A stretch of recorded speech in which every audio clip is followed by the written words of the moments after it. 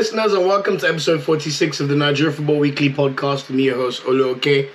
As you know, we're in the full swing of AFCON, and today we'll be reviewing quickly the game against Guinea-Bissau, which saw Nigeria sail top spot in Group D, winning all our 3 games and getting 9 points, all the 9 points available. I'll also be previewing our game against Tunisia in the round of 16, which will be taking place tomorrow, so I'm recording this on Saturday. And then finally, I'll be touching on our Africa World Cup playoff draw. And it's safe to say that the football gods delivered in terms of who Nigeria's opponent is going to be. So without any further ado, let's get into it. So just to wrap up the final game, we played Guinea-Bissau and we beat them 2-0. It was good to see that my prediction was spot on because I predicted 2-0, even though I did say I wouldn't be surprised if it was a draw. But I wish I put a bet on anyway.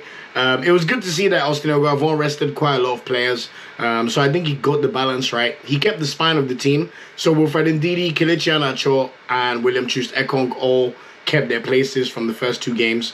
And then Francis Zoho came in goal. Charneboy came in right back for Ola Aina. Jamilu Collins came in for Zaidu Sanusi at left back. We saw Semi Ajayi start in the place of Kenneth Omero in the center of defense alongside Ekong.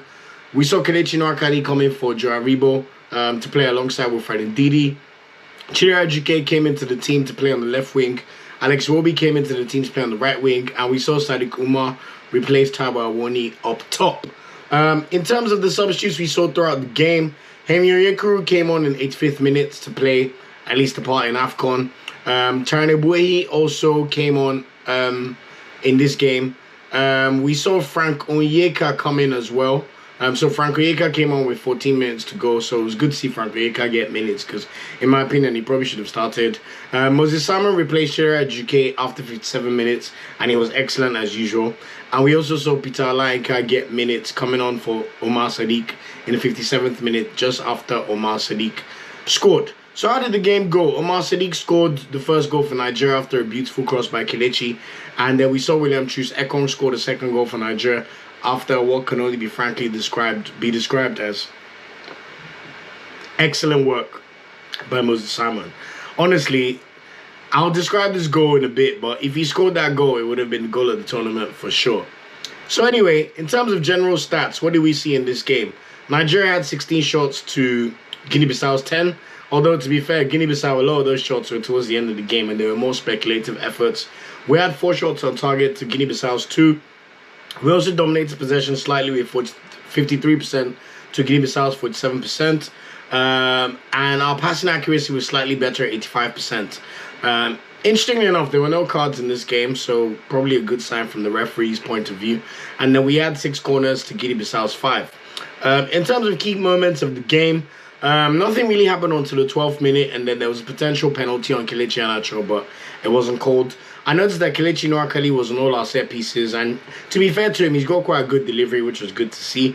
Semi Ajayi almost scored in the 14th minute from one of those free kick deliveries, but he headed the ball over the post. Sadiq Umar, to be fair, struggled in the first half. His movement was a struggle. I don't know if he's not necessarily in shape or if he's just, dealing with the pressure of the occasion.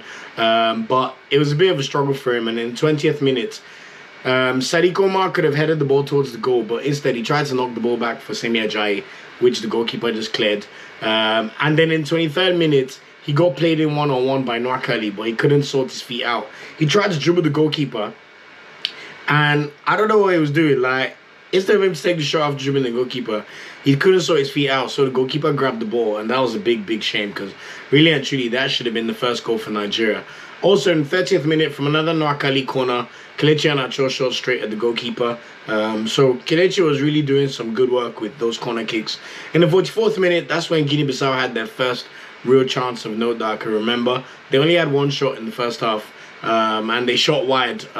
It was after a corner kick.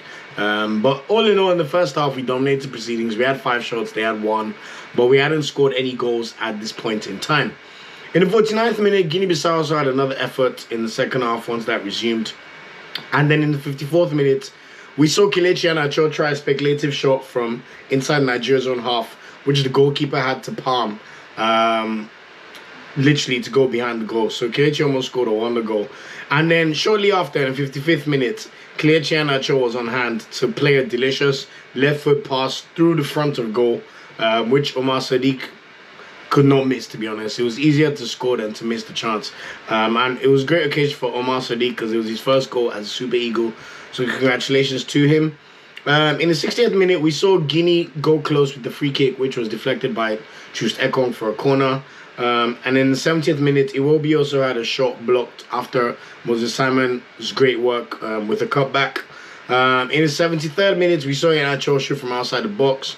That was deflected for a corner kick. And then in the 74th minute, we saw the magic of the game.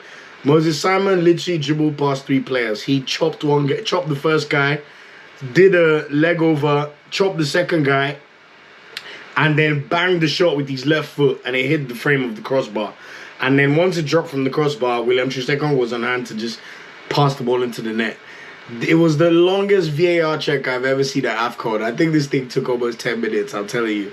But anyway, there were no issues with the VAR check. And eventually, the referee gave the goal to Nigeria, which was great to see. But Moses Simon, if he scored that goal, it would have been goal of the tournament, I'm telling you. He is on fire. Like, definitely Nigeria's star player of the tournament so far. And I'm just hoping that against Tunisia tomorrow, we could see him do more of that great work. His take-ons, he's such a good dribbler. And he uses his pace to maximum effect, which is what I love to see. Because pace is one of those things you just can't stop, no matter your tactics. You know, you could try little things here and there to limit the effect of pace, but if someone's quicker than you, they're quicker than you. And Moses Simon is really using that to big effect against defenders. In the 83rd minute again, he had amazing play, and he almost put the ball past the goalkeeper. And then, even in the 93rd minute, Moses Simon was still running, and he caught the ball back to Olainka, and Olainka put the ball back to Simon, and he shot just wide. So that would have been another chance for Nigeria to score. But all in all, it was a pretty good performance for Nigeria. Pretty routine, I would say. Didn't really struggle, didn't really have anything to worry about. In terms of best players for Nigeria, William Troost-Ekong was excellent again. 3 games from 3, kept clean sheets in 2. Apart from the penalty conceded by Allah, I know, that would have been 3 clean sheets. He's played really well throughout. He's looked very commanding at centre-back. And he also got a goal for good measure. I think it was his 3rd goal for the Super Eagles. So congratulations to Ekong for repairing his reputation. Moses Simon, as always, he was excellent again. I mean, you can't really say anything about Moses Simon that's not just praise. He's just fantastic, playing so well. Wilfred Ndidi was commanding again, as usual. There's not really much to say. Ndidi just bossed the midfield. Nwakali played really well. I thought he was really lively. Umar Sadiq should have scored from the chance he played him through in. And you could say Nwakali is really trying to make the best of his opportunity to play for the Super Eagles, which is great to see. I thought Semi Ajayi was also pretty good at centre-back alongside Troost-Ekong, so that was good to see. And then out of the substitutes, I thought Olisa Unda really gave a good account of himself in the 10 or so minutes he played. He looked really solid at right back, even though he's naturally a centre-back, but he could play right back or left back. And I know I said he should not be in the squad, but honestly, he played really well, so kudos to him. I thought Peter Olainka also did some really good things when he came on. You clearly see that he's a better player than Umar Sadiq, and he took his chance to finally make his AFCON debut.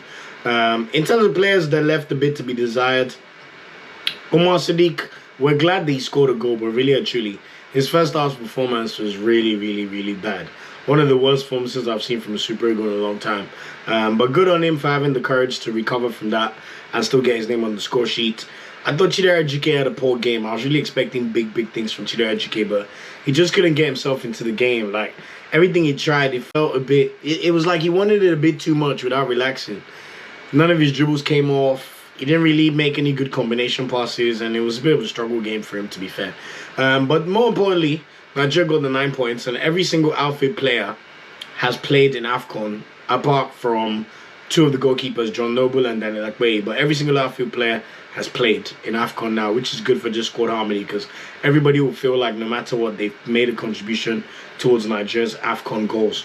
Final thoughts, dominant again, sloppy in slightly certain moments, but job done. And the serious business starts now. The thing about knockout football, it does not care about how well you've done in, your group games. We've seen teams numerous times win all their 3 games and then fumble the quarterfinals. Euro 2008, we saw Netherlands win all 3 games, and Russia pammed them in the quarterfinals. The same Netherlands, the same thing happened to them in the Euro 2020.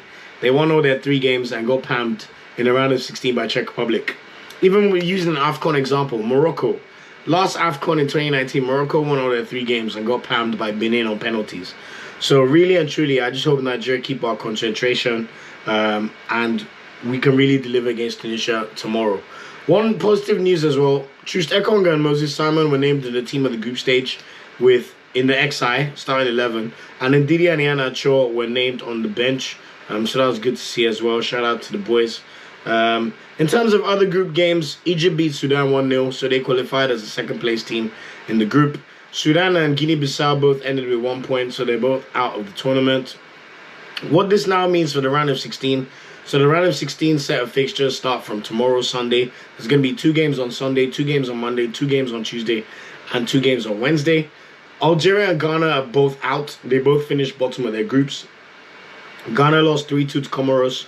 Comoros are going to be in the knockout rounds as well. And we saw Algeria get battered 3-1 by Ivory Coast. I'd say Ivory Coast and Cameroon have looked the teams that have been as impressive as Nigeria, if that makes sense. So Nigeria, Cameroon, and Ivory Coast have been the most impressive teams I've seen so far. At least from all the games we've watched so far. And maybe also Morocco. Morocco have looked decent as well, to be fair to them. So what are the round of 16 ties to look forward to? So Gabon and Burkina Faso kick us off tomorrow, 5 p.m. Nigerian time, before Nigeria takes on Tunisia at 8 p.m. The good thing for Nigeria is the game is going to be in Garoua as well, so that's where we've been based for our Group D fixtures. And the winner of the game between Nigeria and Tunisia will play the winner of Burkina Faso and Gabon. So safe to say that the prize for Nigeria doing well is really, really high, and I really hope we can take advantage of our bracket. Guinea and Gambia, as well as Cameroon and Comoros, will play on Monday. And then Senegal and Cape Verde, as well as Morocco and Malawi, will play on Tuesday. Before we see Ivory Coast and Egypt play on Wednesday, and also Mali and Equatorial Guinea. If we look at Nigeria's bracket, if we can navigate these rounds and get to the semi-final, we'll play one of Senegal, Cape Verde, Mali, or Equatorial Guinea. So I'm just praying by the grace of God that Nigeria, we could just humble ourselves as we've done so far, treat Tunisia with respect, and get the job done in the round of 16 tie that's coming up. So just to preview the tie specifically against Tunisia, I expect the national team, Eguavoen, to switch back to the starting XI, the starting 11 that played against Egypt and Sudan. We've heard some news about Tunisia. Apparently they have 12 COVID cases in their camp, so their star player Wabi Kazri and I think their starting goalkeeper is suspended, but a lot of their players have COVID. So I'm hoping we don't take that for granted because they have COVID, because a lot of those kind of things could count as motivation for certain teams. But as long as we do our job and we keep our respect for them while being the dominant team we've been so far, I'm hopeful that Nigeria will win the game. So who do I expect to start the game? Madika Okoye should come back in goal. Ola Aina should come back at right back. We should see William Troost-Ekong and Kenneth Omero reprise their roles as centre back, so they should both start. Zaidu Sanusi will probably come back as left back. Ndidi and Aribo will continue at the centre of the park. We will see Kelechi continue to start as a supporting striker / number 10. We will definitely see Moses Simon come back to the starting lineup, star player at the tournament so far. Samuel Chukwueze should also come back into the lineup because he was totally rested in the game against Guinea-Bissau. And finally, Tawa Awoni should get his starting role back from Umar Sadiq in the game against Tunisia. So, how do I see this game going? It's been good to hear Eguavoen say they're remaining humble. You never know with these ties, they could always go to penalties, especially if you don't take your chances. But I'm hoping Nigeria could win this 2-0. I think it'll be a 2-0 win for Nigeria. Routine victory, hopefully, especially with the issues with the Tunisia side. And Tunisia, they've not been very good in the tournament. I mean, they lost to Gambia 1-0. They lost to Mali 1-0, although they did beat Mauritania 4-0. But Mauritania are by far the worst team probably in the history of AFCON. So let's see how it goes. We don't want to get too carried away. But I can see Nigeria really doing the job in this fixture against Tunisia. Yeah, so that's it in terms of all things AFCON. And then earlier today, just to round up the podcast, today, Saturday, the World Cup playoff draw for CAF was done. So if you remember correctly, 10 teams topped their groups in qualification, and those 10 teams have to play against each other. So 5 against 5, the 5 top seeds versus the 5 unseeded teams, and the draws were done today. So, drum roll, what can I repeat in terms of the draws? The first draw made was Egypt playing against Senegal. So you've got Mohamed Salah versus Sadio Mane. One of them is going to sit at home during the World Cup. Cameroon were drawn against Algeria. So the current co-favorites for AFCON versus the actually the last two winners of AFCON, Algeria and Cameroon. So we'll see how this one goes. And Algeria have never beat Cameroon in an official competitive fixture. Although they'll be licking their wounds after the shambles of a tournament that they had at AFCON. So let's see how that goes. DR Congo playing against Morocco. It has to be said, you have to fancy the Moroccans in this tie. And then we also get a repeat of Tunisia versus Mali, which was the Africa Cup of Nations game where the referee blew the whistle in the 89th minute. So I'm sure the Tunisians will be itching for revenge, but I could see Mali going to their first ever World Cup. Out of all the 10 teams in Africa, they're the only team that have a chance to make the World Cup for the first time in their history. And then finally, the blockbuster tie. Nigeria versus Ghana. I kid you not. It's like the football gods were just like, let's shine on you guys today. Nigeria are going to play Ghana in a competitive fixture for the first time since 2019 Africa Cup of Nations semi-final. Nigeria lost 1-0 then to Asamoah Gyan. But obviously, it's safe to say that our teams are in much different scenarios right now. And you have to say as Nigeria, you're feeling fairly confident. Although it's kind of a derby, it's a rivalry. So sometimes form goes out the window. But if we could just keep our feet firmly on the ground, I think Nigeria will have no issues dispatching Ghana. Especially because Victor Osimhen will be back from his injury. And I'm sure he'll be itching to at least get in on the action and make sure he doesn't miss the World Cup. Who else? What in terms of the other groups, who do I think could win? I think Senegal will get the better of Egypt. Egypt have not looked very good. To be fair, neither have Senegal, but I think they have the better team. I think Cameroon will actually surprise Algeria. That's my prediction here. So I think Cameroon are going to beat Algeria. Nigeria to beat Ghana. Morocco will definitely beat DR Congo. I'll be very, very surprised if they don't. And then I think Mali would beat Tunisia. So my African qualifiers will be Senegal, Cameroon, Nigeria, Morocco, and Mali. But let's see how it goes. The ties are all going to be played towards the back end of March, between March 23rd and March 29th. I know for a fact that the game against Ghana will probably go ahead on Wednesday, March 23rd. But the game in Abuja has not yet been scheduled. But of course, we'll be sure to do a proper podcast preview ahead of what will be massive, massive, massive games for Nigeria especially and for the rest of the continent. And that's it for this episode of the podcast. Make sure you watch the game tomorrow. It's on 8 p.m. Nigeria time, 7 p.m. in the UK.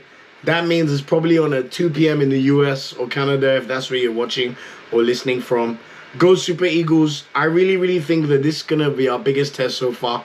If we could come through this test, mark my words, I think we're going to the final. Just because of that psychological relief of winning a knockout game. So fingers crossed for the Eagles. We wish the boys all the best. And of course, Nigeria to carry last. We'll be in touch to do a review after the podcast. Hopefully it will be a positive one and not a lamenting one. Have a great weekend and enjoy the game. Peace out. Thanks for watching this video. Please like, share, subscribe, and click the bell to get a notification whenever we drop a video. You can also find our social media channels listed below. And of course, up Super Eagles and Nigeria to ever carry last.